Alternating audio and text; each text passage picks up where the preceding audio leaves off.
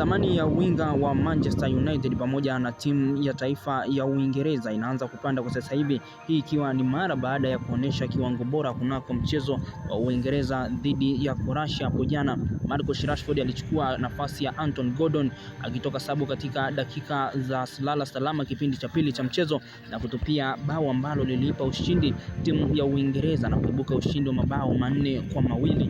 Awali klabu ya Manchester United iliweka mezani dau la euro milioni 30 kumnunua moja kwa moja mchezaji huyo, lakini sasa hivi wameweka dau la euro milioni 50 kumnunua kwa pamoja mchezaji huyo, na pengine baada ya michuano hii ya kombe la dunia kutamatika huenda ikapanda likawa dau mpaka la euro milioni 70 kumnunua kwa pamoja.